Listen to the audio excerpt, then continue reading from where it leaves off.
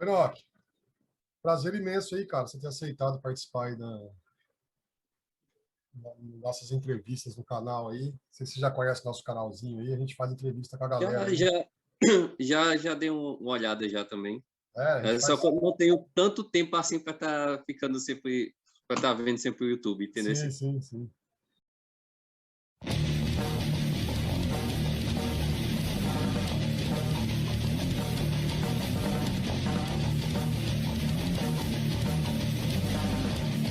Primeiramente, quero agradecer você ter aceitado participar de nossas entrevistas.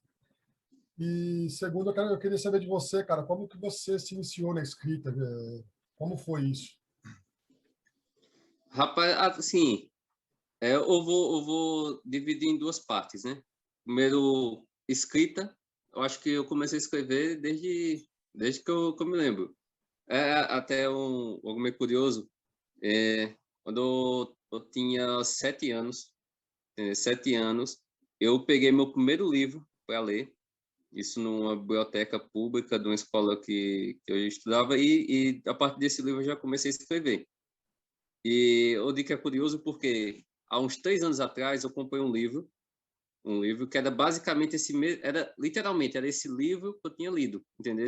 Só que eu sou de Pernambuco e eu comprei esse livro em um sebo de Minas Gerais. E acabou que era o mesmo livro, que era o Contos Extraordinários de Edgar Allan Poe. Vou ter ela aqui, ó. Vou ter ela aqui, essa encadernação. E eu fui atrás dessa encadernação que foi a que eu tinha lido, entendeu? E acabou que foi ela. Foi ela que eu achei também que eu acabei comprando.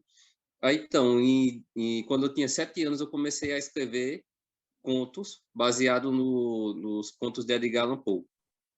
Entendeu? Isso com 7 anos. De lá para cá, eu fui escrevendo ensaio, em cima de ensaio, em cima de ensaio. Em 2012, saiu o meu primeiro livro publicado. Em 2012, eu escrevi meio corrido esse livro, que eu já tinha vários ensaios, eu juntei todos para fazer um livro só, e acabei fazendo um livrozinho de 270 páginas, certo? Que era um livro de contos. Era um livro de contos, são 5 contos nesse livro. Ele, assim, ele vendeu bastante quando eu publiquei ele. Eu vendi muito, meu público foi de Minas Gerais nesse tempo. Eu vendi 262 exemplares pela plataforma online Clube de Autores, esse 2012. Aí de lá para cá eu já publiquei 13 livros, e agora eu estou voltando à raiz, que é focando novamente em contos, entendeu? Aí eu comecei a escrever isso, como todo mundo, né? Li muito antes de começar a escrever, Sim. Desde cedo, li bastante mesmo. E quando eu achei que era a hora certa de escrever, foi que realmente eu comecei a escrever de fato, né? Porque ensaio eu não acho que ainda é escrita, entendeu? Mas que a gente faça um livro de 200, como eu fiz, por exemplo, 260 páginas, eu ainda acho que não é escrita, porque é uma evolução, né? Escrita é uma evolução. Sim. E hoje eu acho que realmente, hoje eu sou escritor. Sim. Eu queria saber, cara, qual a temática abordada em seus livros? Você tem um segmento ou você varia bastante? Rapaz, depende da minha vontade na hora mesmo. Assim que o pessoal me classifica, o pessoal que gosta de ler meu livro me classifica muito como melancólico, mas não tem isso não, entendeu? Por exemplo, meu primeiro livro foi de contos, o segundo livro foi um livro de poesia, entendeu? De poesia. O terceiro livro foi um livro sobre o histórico, sobre um histórico de um centro de romaria, que eu também sou historiador. Meu quarto livro já foi novamente voltado para contos e horror cósmico. Eu gosto muito de horror cósmico, Lovecraft principalmente. E depois disso eu comecei a dar uma variada um pouco grande. Por exemplo, eu tenho um livro infantil. Eu tenho um livro infantil. Beleza? Eu tenho um livro infantil. Eu tô tentando escrever um livro infantil também. Eu estou tentando terminar o terceiro. Publicado eu estou com o primeiro, entendeu? Esse aqui é o primeiro publicado infantil. Só que eu tenho mais 2 acabados, que eu estou refazendo o último, que ele é um conto infantil histórico sobre o Muro de Berlim, para tentar introduzir na escola também. Eu tenho uma menina que tem 3 anos, aí eu fiz esse infantil aqui mais para ela. É uma história que eu já tem um tempo, aí eu decidi transformar ela em infantil. E eu gosto dessa pegada um pouco dark, entendeu? Aí o meu último infantil agora ele vai ser voltado para o mundo de Berlim, mas assim, um aspecto meio melancólico e tudo mais, mas só que puxando mais para o adolescente, para o infantil juvenil. Esse é o introdutório para a criança, né, que está começando agora na a vida escolar, né? Sim. Eu tenho variado bastante. Meu foco sempre vai ser o horror cósmico, porque eu comecei com horror cósmico, apesar que eu comecei com Edgar Allan Poe, né, que já deu aquela cativada, mas só que eu não faço esse tipo de terror com mistério. Eu gosto de horror cósmico, que é também com mistério, né, mas só que é horror cósmico sobre entidades, eu acho mais interessante. E eu tô com essa saga nova que eu desenvolvi ela ano passado. São 6 livros, em formato de bolsa.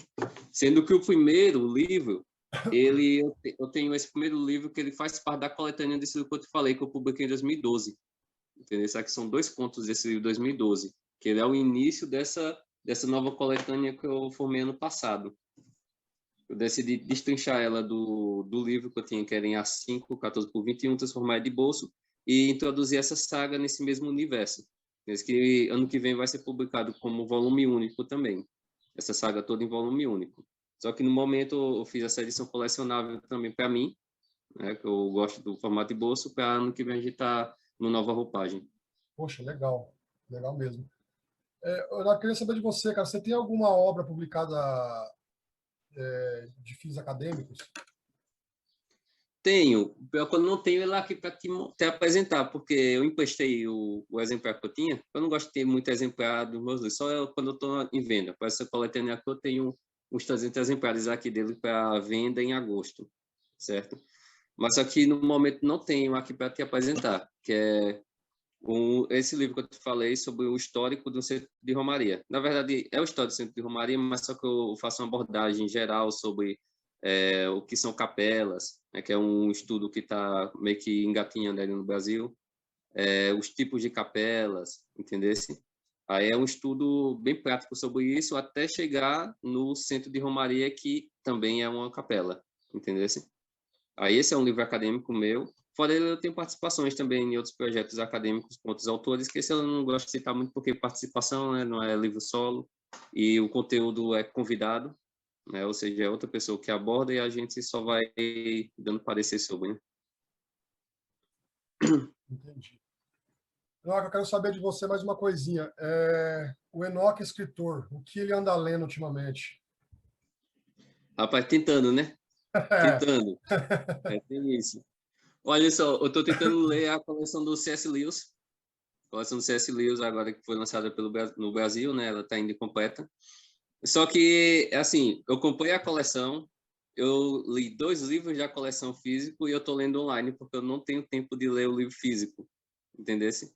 Por exemplo, eu deito na cama, isso lá umas 2, 3 da manhã, quando eu concluo todo o trabalho, aí eu já começo a ler.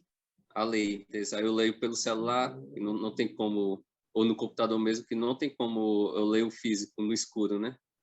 Não tem como. E como minha menina, como eu tô dizendo, ela tem 2 anos, ela tem 3 anos agora, ela tá indo dormir sozinha no quarto, aí eu tento não ligar a luz para não estar acordando ela também. Aqui sempre dando um jeitozinho e lendo.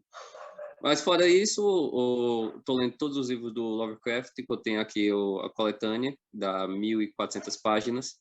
Né? Eu tenho aqui a coletânea da Edgar Allan Poe, que eu iniciei novamente, já pela 3ª vez.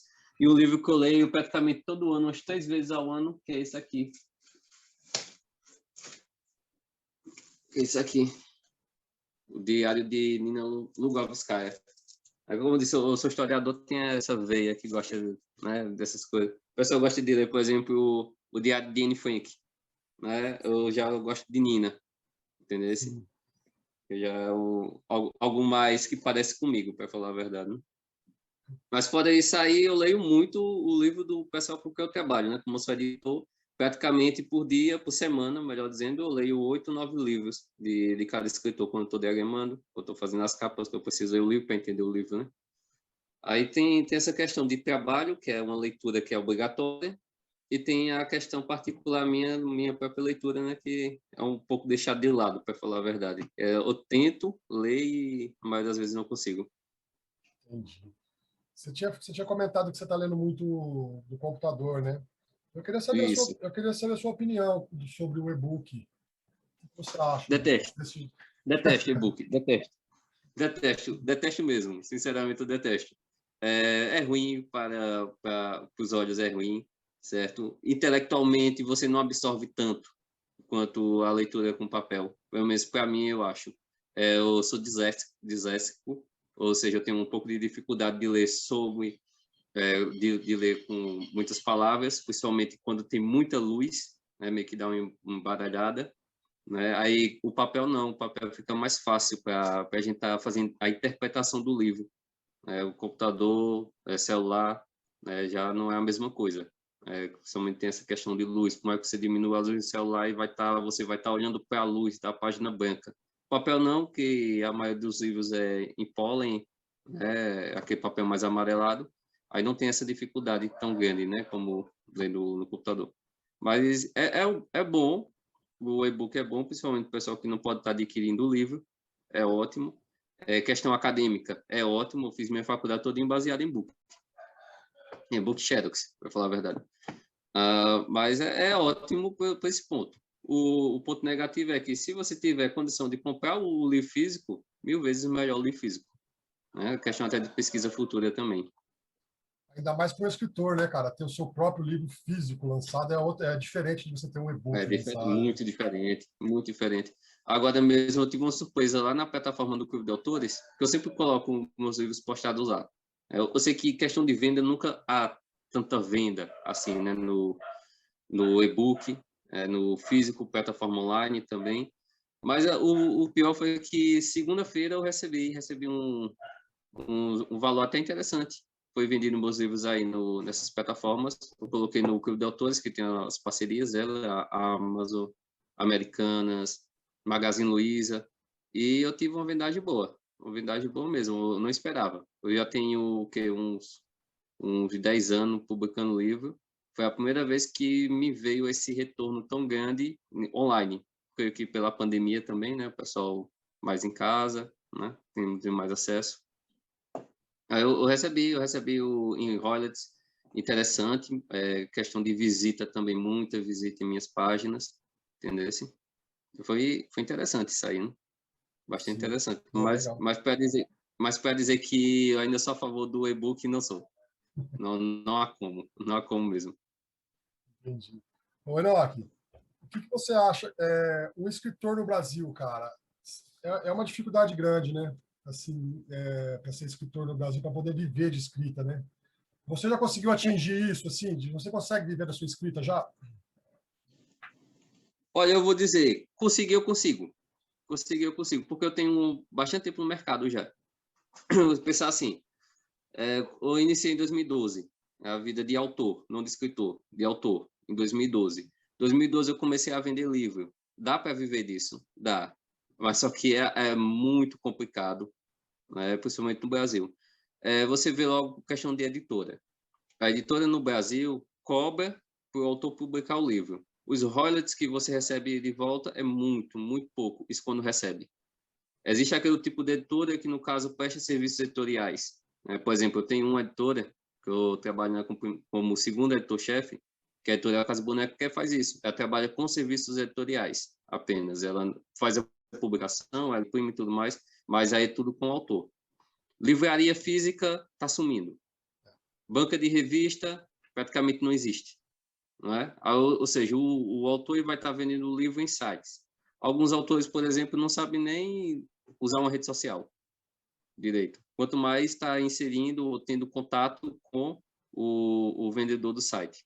Não sabe criar também uma plataforma online para estar publicando o livro, para estar vendendo.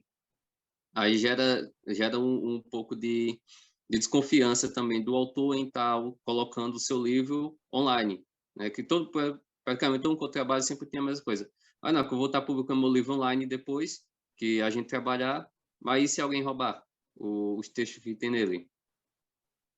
Né? Tem essa desconfiança gigante também, né? Sim. Aí o autor, ele, por um lado, é desconfiado para estar utilizando de meios digitais para estar publicando, e por outro lado, não existe mais, vamos dizer, uma editora, não existe mais um local de venda para o autor que seja físico. É tudo agora online. Né? Tem isso também. Bienal, por exemplo, antes da pandemia, quando tinha, era em poucas cidades seletas, né? E geralmente era só livro que a gente chama livro de reprodução, que é os livros que são famosos fora do Brasil e é jogado por aqui. Ou são dos grandes nomes do Brasil que praticamente todo mundo tem em casa ou tem acesso em algum lugar, né? Como Brasil Machado de Assis, José de Alencar, todo mundo tem acesso, biblioteca pública, escola, né? Enquanto os livros dos escritores brasileiros que estão surgindo hoje, praticamente não existe. Existe só online, para você comprar e receber físico. Mas para isso, para você escolher um autor, demora muito também, né? Tem essa questão. Eu vendo muito, a gente faz muitos eventos na Academia Independente de Letras, a gente faz muitos eventos, e um desses eventos é o lançamento conjunto, que é uma mini feira do livro que a gente pratica desde 2018. E toda feira do livro que eu fui, da Academia, eu vendi tudo. Todos os meus livros que eu levei, eu vendi. E eu nunca publico só um título, eu sempre publico 2, 3. O último, que foi em 2019, né, o ano antes da pandemia, eu levei 3 títulos, 20 cópias de cada título, e eu vendi todos os livros. O pessoal que lançou com a gente foram mais 6 pessoas que lançaram com a gente esse ano, ou melhor, comigo foram 6. E não vou dizer todos venderam, não. Teve um senhor que veio de São Paulo, que veio meio que de última hora com os livros, que foi vender também, vendeu alguns exemplares. O pessoal que estava da academia da editoria vender também venderam também alguns exemplares. Eu vou dizer que eu vendi mais porque era eu que estava convidando o pessoal sempre, né? O pessoal é meu público e eles já vêm literalmente para comprarem de mim, né? Mas sim, dá para viver disso, só não dá para viver tão bem com isso, né? Entendi. Qual a sua opinião sobre a cena literária brasileira independente? Independente. Eu não posso nem dar uma opinião formada sobre isso, porque todo mundo hoje é independente. Não é? Todo mundo é independente. Você contar tuas obras, tuas publicações, mas geralmente quando a gente procura uma editora, não vai procurar uma editora grande. A gente procura uma editora pequena. Sim. A editora pequena às vezes faz contrato, às vezes não faz. Certo? O que vai configurar em uma publicação independente. Às vezes tem a logo editorial, às vezes não tem. Às vezes tem a logo editorial só nas costas do livro e não na frente. Entendeu? É só para como se a editora fosse uma gráfica, não uma editora. Fosse um prestador de serviço. Entendeu? Não um ponto de revenda após a editoração do livro.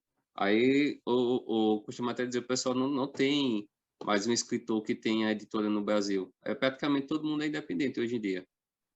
Aí, sem pensar, e sem dizer também, tem plataformas online.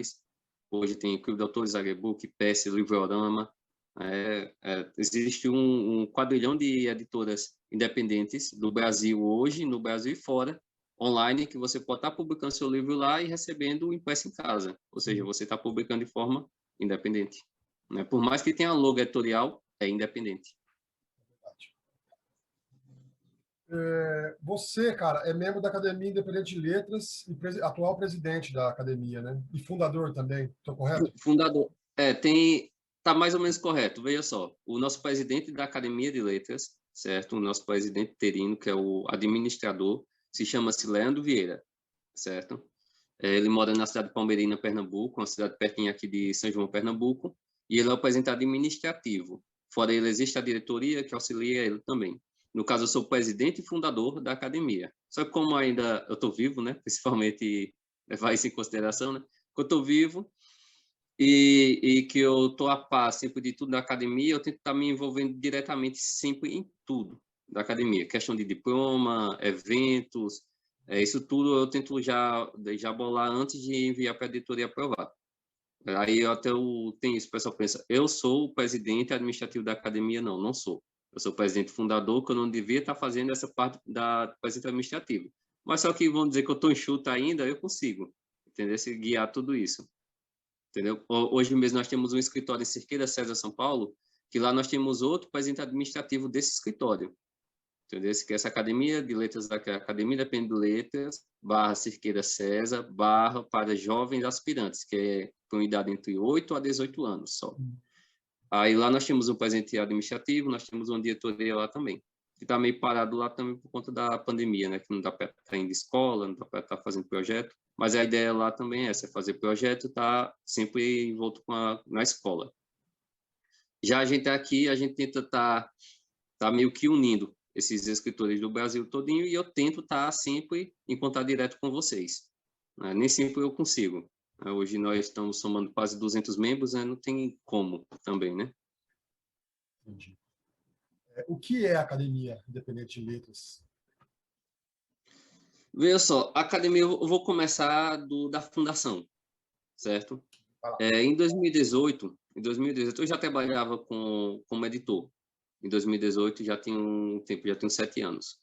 Editor de livro. E eu conhecia muita gente naquele tempo que estava começando a vida acadêmica em outras academias, estava começando a publicar livro, e alguns não faziam parte de academias ou estavam saindo também de outras confrarias, não só academias, como, por exemplo, o BE, embaixadas de letras, estavam saindo desses órgãos, dessas confrarias, por conta por valor monetário, às vezes, por conta de alguma discussão interna, ou porque a academia, geralmente, ela se prende à sua cidade, certo? Ao seu território, né? Por exemplo, a academia de uma cidade, ela só pode funcionar com membros ativos de uma cidade, da cidade específica. A academia do estado, por exemplo, todo estado tem, ela só pode funcionar com membros desse estado, sendo esses membros efetivos, e os demais estados correspondentes. Em 2013, começou a surgir um novo tipo de academia no Brasil, certo? Que é uma academia que ela meio que engloba todo o país, certo? Em uma única academia. São as academias virtuais e são as academias de letras do Brasil, que são as academias mistas.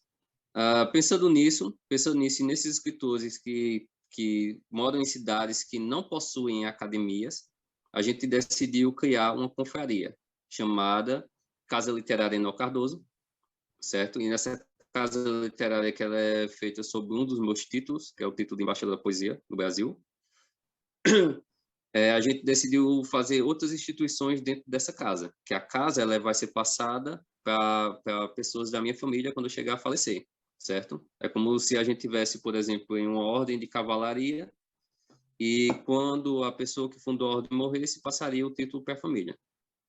Depois disso, a gente estudando, que foi quase um ano de estudo sobre isso há anos até a gente já tinha uma certa base também, né? Mas no ano da criação foi mais ou menos um ano de estudo para isso. A gente criou também a nossa ordem literária, certo? Que é a Ordem Literária Scriptorium, certo? Que é como se fosse só a Academia de Letras, que ela pode ser estendida para todo o Brasil, só que não é uma academia, era só uma ordem literária, entendeu? Disso a gente fundou depois a Academia Independente de Letras, que no caso, juntando a ordem literária, a Academia de Letras, a gente não teria mais restrição territorial, por isso que primeiro a gente fundou a Casa Literária para dar uma base, a Ordem Literária, para ser a fundação, e a Academia. Isso, a Ordem veio primeiro porque a Ordem ela vai para todo o território nacional. A Academia não, a Academia seria restrita. No caso, unindo a Academia, fazendo ela mista à Ordem Literária, a gente fez algo que poderia ser aplicado em todo o Brasil. Entendesse? Nisso a gente concluiu a Academia Independente de Letras / Ordem Literária Scriptorium. E por conta disso a gente pode estar integrando autores de todo o Brasil em nossa Academia de Letras, sem que seja necessário estarem participando diretamente da nossa Academia de Letras, em reuniões, por exemplo. A gente faz reuniões aqui no Zoom, por exemplo, dá para fazer reunião com a diretoria, sendo que tudo que a gente faz é registrado em ata, certo? E vocês, como membro, podem estar requisitando depois para estar lendo, certo? Enquanto isso, a gente temos nossa sede aqui na cidade de São João, Pernambuco, que é por onde a gente viu os diplomas, que é por onde a gente faz, por exemplo, melhor dizendo, nossos eventos até o ano de 2019, que a partir desse ano vai ser feito sempre agora no Castelo João Capão da cidade de Garanhuns, Pernambuco. Então, vai ser a nossa nova sede para a cerimônia. Convite deixar, né? Aí tua pergunta foi... Se o convite deixar, né, a gente está presente tem isso nesses eventos, né? É, Ano passado, por exemplo, eu fiquei muito triste porque foi o primeiro ano que a gente não teve nossa cerimônia de diplomação, e também foi o primeiro ano que a gente não teve nossos lançamentos de livro. Tanto que nesse ano eu estou publicando 8 livros, que vai ser lançado agora em agosto no nosso evento, porque no passado não teve como. E minha meta sempre é estar publicando todos os anos, é para acompanhar o pessoal que vai fazer o lançamento coletivo. Porque se só tiver uma ou duas pessoas, eles meio que ficam sem jeito de estar publicando, principalmente que são autores novos, né? Às vezes é o primeiro livro solo, aí meio que eu tento dar uma força para eles também no lançamento. legal. Enoque, mais uma perguntinha sobre a academia. Eu queria saber, para a galera que vai assistir depois, quais são os requisitos para poder participar da academia? Veja só, como eu disse, nossa academia ela é mista com a ordem literária, certo? Ela não é mista com ciências e artes, é só com a ordem literária. Ou seja, só quem pode entrar na academia de letras são escritores / autores. Certo? Se for escritor e nunca teve um livro publicado, há necessidade de você comprovar que você é um escritor. Como, por exemplo, eu escrevo poesia, vamos dizer, há uns 20 anos. Eu nunca publiquei um livro, mas já participei de eventos de sarau. O sarau emite um certificado, o certificado é uma das provas que a gente pede. Se caso você é escritor / autor, que tenha no mínimo um livro publicado ou participação em antologia, aí você já está apto para entrar na Academia de Letras, certo? Para isso, a gente precisa que seja preenchida a ficha de qualificação, com todos os dados do autor e o ISBN do livro. É importante o ISBN para a pesquisa, para a gente fazer a comprovação que é verdade, que a pessoa é realmente autor. Em livros que não têm ISBN, a gente pede que seja enviado na ficha de qualificação e que seja dito que não há ISBN, porque esse livro ele não é um livro publicado, se não há ISBN. Ele é um ensaio ou uma boneca, que é o que a gente organiza para ser feito o livro depois, posteriormente. Nesse caso, também está apto a participar da academia. Agora, se caso não tenha nenhum livro publicado e não tenha como comprovar que é escritor, ou autor, no caso, escritor / autor, não há como participar da academia. Todos os anos a gente deixa isso específico para o pessoal que está se inscrevendo, e mesmo assim ainda gera um pouco de dor de cabeça, entendeu? Porque o pessoal que é pintor, que é artista plástico, que é artista cênico, eles tentam entrar na academia e não há como. Infelizmente não há como. E para o pessoal que já escreve há algum tempo, que não tem como comprovar, certo, que é autor, a gente faz o quê? A gente tem um concurso literário, que tem uma antologia poética que sai desse concurso, e a pessoa que não tem livro publicado pode estar participando desse concurso com a gente, certo? E a partir desse momento que participou com a gente, os textos dele são inseridos em nossa antologia e ele acaba sendo publicado em um livro físico. Ou seja, vai ter um livro físico, agora se qualificando, além de escritor, como autor. Entendeu? Esse é até um dos motivos da gente estar aplicando esse concurso todos os anos. Ele se inicia assim, em dezembro e geralmente vai até fevereiro. Nesse ano, por exemplo, foi em dezembro mesmo a gente encerrou as inscrições. E dentro de 15 dias nós tínhamos mais de 70 inscrições. Entendeu? O que gerou um livro de 312 páginas, sendo cada escritor enviando 3 textos, ou seja, 3 poesias, que é um concurso literário de poesia. E esse concurso é interessante que a antologia, o produto final, ele vai pelo nome da cadeira da persona do autor, entendeu? Esse que é participante da academia. Por exemplo, a gente teve já a antologia Epifania, que é a minha cadeira, a Virtude da Esperança, que é a cadeira do segundo membro, a Abstração, que foi esse ano passado, que é a terceira cadeira, e vamos subindo até chegar até, Deus sabe, né? Se der tudo certo aqui na cadeira 1000 e sempre. Legal, vamos que vamos. Quais os títulos que o Enoque Cardoso possui? Deixa eu ver se eu consigo lembrar de todos de cabeça. Aberto em Pode Caça Realidade, que já teve 3 edições sendo a última em 2015, que esse aqui é a última edição. Aberto em Pode Caça Realidade. Deixa eu tentar lembrar o nome completo do histórico, porque ele é meio grande. Deixa eu pegar uma fila, que eu acho que eu tenho aqui. De cabeça é meio complicado. Histórico da Capela de São Severino dos Ramos, de Nórtico, e a extinção das romarias na cidade de Palmeirina, Pernambuco. É mais ou menos isso. Se não for desse jeito, ainda tem uma coisinha. Depois dele veio As Mulheres do Senhor Leório, que é uma antologia de contos meu. Eu tenho por aqui também em algum lugar. Depois dele veio, deixa eu lembrar aqui, O Gato, que é um conto. Eu estou com ele na 3ª edição, que vai fazer parte dessa coletânea desse ano, O Gato. Vou até mostrar aqui as ilustrações internas, que também eu sou ilustrador. Cadê o merchan? Temos O Gato. Depois do Gato, nós temos esse livrinho aqui, que é a 3ª edição também, que é A Surpreendente História de Mabel. Também temos o segundo conto, que é A Surpreendente História de Sophie. São dois livros em um. Temos o Necromante, que eu fiz ele em 2014. Eu refiz agora para essa edição. Legal essas capas, hein? Necromante também faz parte da coletânea, né? E tem algumas ilustrações internas também. Certo? Esse aqui ele é interessante. Depois eu falo um pouco mais sobre ele rapidinho. As ilustrações internas. Depois dele temos Camulu. Eu sempre vou ler o nome desse livro porque eu coloquei o nome errado, para falar a verdade. Porque eu botei o nome pelo texto. Camulu, a Consciência Coletiva. A Cabana de Todas as Coisas. O Livro do Fim do Mundo. Depois veio o infantil. Que eu não sei onde eu coloquei. Tá aqui. Temos o livro infantil. Esse é o livro infantil. Que é O Ursinho da Vitrine. O outro livro de poesia é Frutas Podres do Amor Proibido e a Eterna Dependência de Você.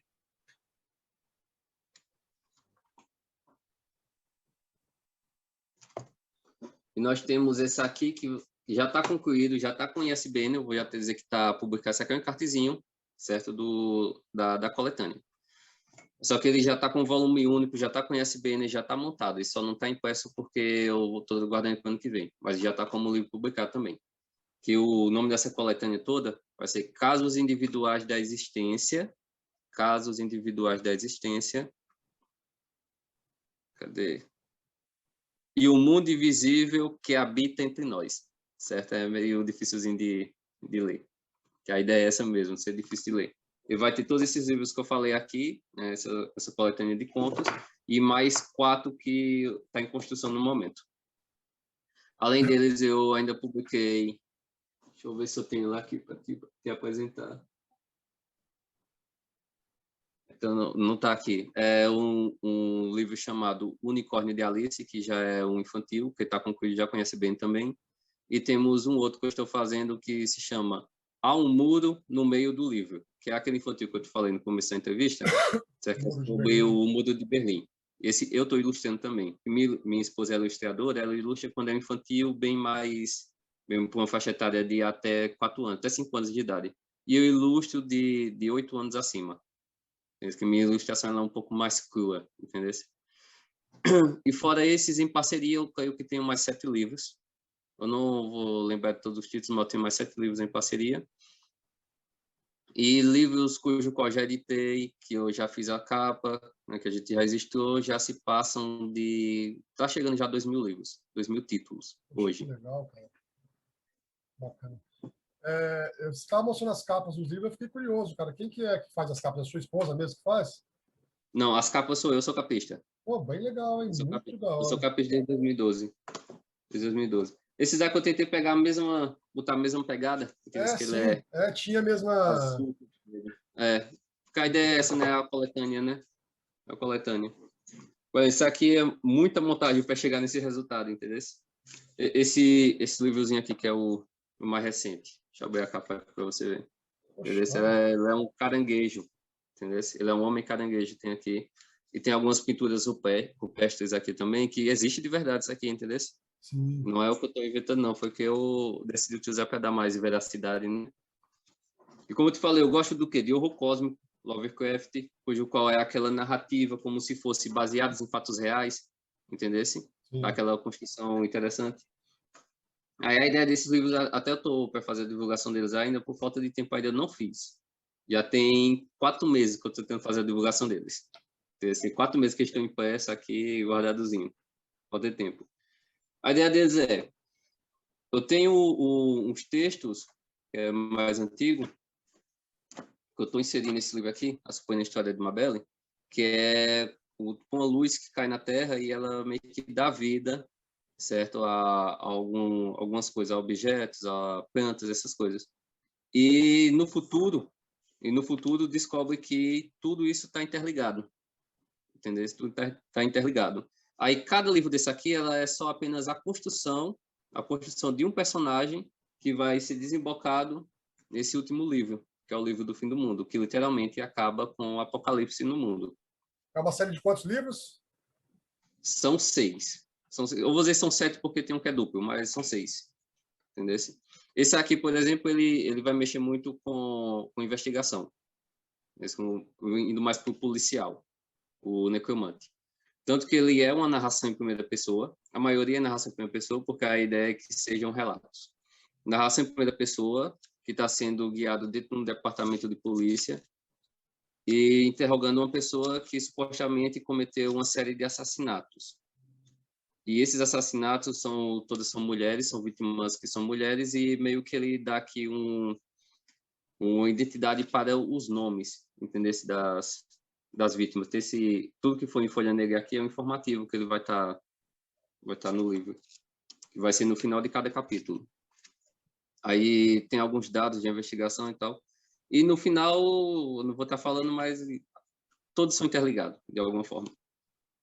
Esse aqui, ele mais é um guia explicativo sobre o que é que tem nos outros livros, que é chamado A Cabana de Todas as Coisas. Ele começa como conto e ele finaliza como um guia. Eu falo aqui sobre elementos que eu construí em torno de todos esses livros, esses elementos, e que eu classifico eles como 6 entidades. Aí tá aí os 6 livros, que cada livro desse eu abordo uma entidade. E se você não chegar nesse último livro, que é Acabando Todas as Coisas, você não vai entender as entidades, que é o plasma, o gás, eu tenho aqui, o plasma, o gás, o éter, a luz e esse aqui que é a escuridão, que é o vazio. Entendeu? Que é o vazio. Aí, Calamo, a consciência coletiva, ele é o único que se passa no Brasil. Eu não gosto de estar nomeando os países, para falar a verdade. Eu boto referência tipo que viajou para algum país, que veio para algum país, mas eu não digo exatamente. Esse aqui é o único que acontece no Brasil, é a Amazônia. A ideia é que foi um homem caranguejo. Esse aqui é um homem caranguejo. Inspiração Nação Zumbi. Pernambuco, né? Grande banda.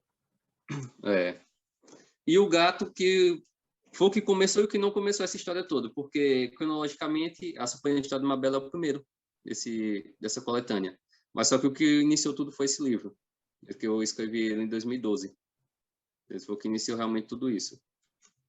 Esse aqui eu gostei muito de fazer ele porque as ilustrações são minhas. Quanto tempo que eu ilustrava dessa forma aqui. Entendeu? Essas ilustrações são minhas. Primeiro eu fiz as ilustrações do livro, que já não eram essas aqui eu já alterei todas elas. Primeiro eu fiz as ilustrações do livro, depois de algum tempo eu comecei a fazer a história para as ilustrações. Eu sou um pouco leigo em ilustração. Como que é? Você fez à mão essa ilustração? À mão. Fiz todas à mão. Aí depois a gente pega, escaneia e tal, coloca um pano de fundo e a gente tenta dar uma alterada na imagem para não ficar tão à mão. Entendeu? Já um livro infantil que eu estou fazendo agora, ele vai ser mais ou menos como esse aqui, esse tipo de ilustração. Esse aqui é a minha esposa que faz. Entendeu? Esse tipo de ilustração, que é mais ilustração de linha, assim, pano de fundo. Sim. Entendeu? Algumas até tem umas aqui, aqui, não sei aonde, tem algum lugar por aí, que eu estou aqui, eu me bagunçado no meu local de trabalho. Aí, que é mais uma ilustração de linha, entendeu? Que eu não vou querer aplicar pano de fundo, cor, nada. Eu vou querer deixar um negócio meio cru. Entendeu? Aí, eu até tenho um blog, depois eu até passo o blog de ilustração, tempo que eu ilustrava bastante. Entendeu? Mas a ideia é essa, a ilustração rascunho, que seja algo mais de linha, que seja mais cru. Aí a gente, por exemplo, esse livro do gato, a gente joga aqui no computador, vai uma gama de programas, porque eu nunca trabalho só com programa. a gente tenta intensificar mais a coloração dele, isso tem preto e branco, aí que fica um negócio meio esverdeçado. Depois disso, esse verde dele dá tipo, uma sombra natural do desenho, ou seja, não há necessidade de estar fazendo sombra.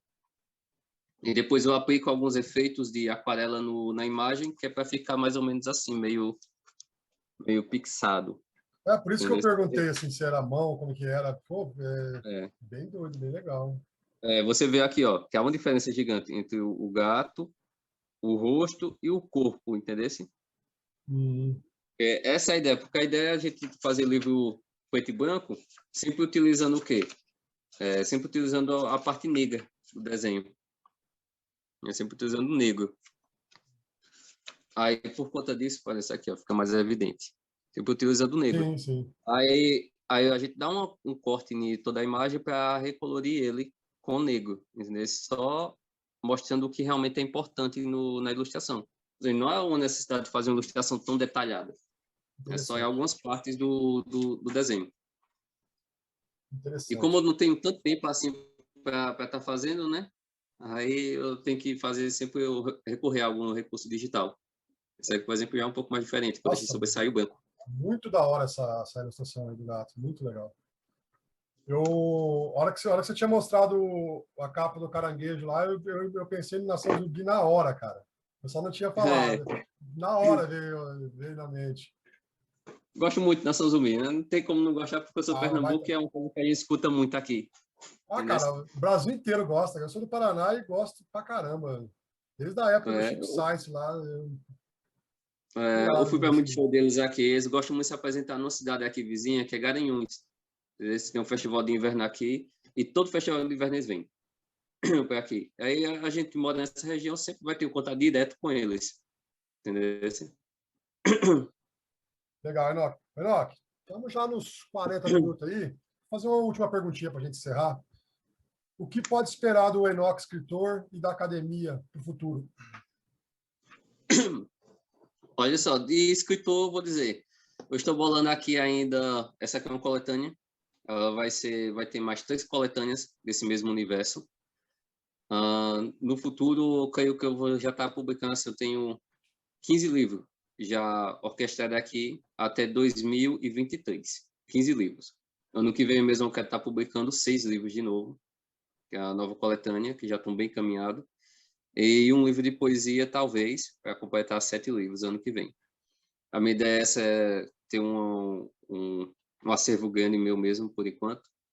Já para a Academia de Letras, né, questão principalmente de premiação, porque os escritores que entram na academia geralmente eles não possuem ainda títulos. E vida acadêmica vida literária de autor no Brasil é construída a partir de títulos. Tanto que praticamente todo dia você deve ver por aí em alguns sites tal concursos e premiações destinadas a escritores. Eu não vou estar dizendo que eu vou estar privilegiando sempre os escritores de academia, né, porque a ideia não é que só seja para a academia, os nossos acadêmicos, mas que seja também para o Brasil todo. A ideia inicial da academia é essa, que seja algo aberto para o Brasil todo. Nisso você pode estar esperando da academia, pelo menos nos próximos 5 anos, que é o que a gente já está planejado. Escritórios sendo abertos em todo o Brasil, vai ser nossos escritórios administrativos. Você pode estar esperando também a nossa loja, que está chegando, nossa loja, que no caso a gente tem a Academia Independente, já tem uma editora, cujo qual publica, barateia e imprime livros para os nossos acadêmicos. Você pode estar esperando uma loja para os nossos escritores também, maior divulgação para eles também, né? Uma parceria com algumas revistas aqui, sites, blogs, canais de venda, que a gente está abrindo também.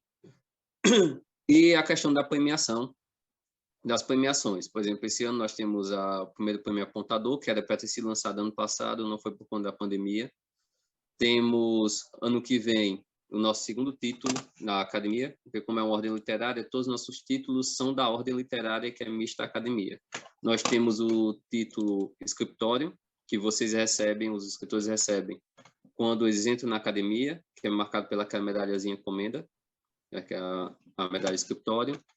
E ano que vem vai estar chegando a Comenda Dominus, certo? Que é o senhor e senhora literário, que vai estar chegando ano que vem. E fora ele vai ter a última comenda, que a ideia é que a gente só façamos 3 comendas em toda a nossa vida literária da academia, que vai ser a comenda semeador. É que essa eu vou deixar para falar um pouco mais para frente, porque vai demorar mais, né? Não tem tanta importância eu estar falando nela agora. Aí é isso, vai ser as premiações para os autores, nossos escritórios. A ideia é que houvesse um escritório em Portugal, para os nossos correspondentes lá em Portugal, mas por conta da pandemia meio que a gente cessou essas atividades para escritório. Abrimos em Cerqueira César, estamos em conversação para 2 novos escritórios, um no Amazonas e outro, agora eu não lembro exatamente onde. Mais 2 escritórios novos no Brasil nos próximos 2 anos, sendo um a cada ano. Nesse ano o VT1, eu estava em conversação com aqui no Mato Grosso, eu tive que segurar um pouco, né? Porque nem eu posso viajar para lá para estar abrindo escritório e nem posso levar uma comitiva também por conta da pandemia.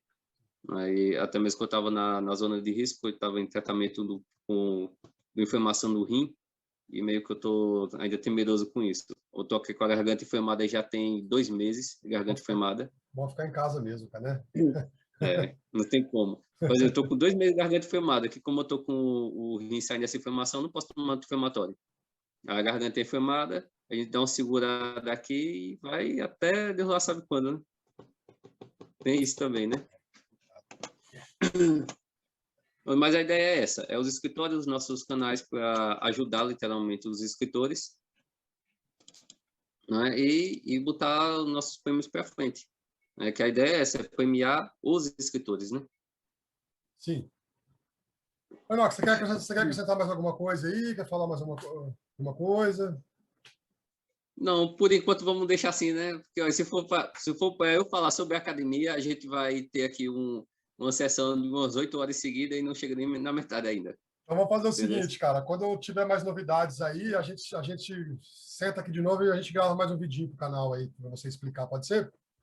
Tranquilo, tranquilo. Por mim tá ótimo. É só ver aqui, como eu digo, minha agenda sempre é apertada. É. Aí você vê daí, a gente vai construindo um horário.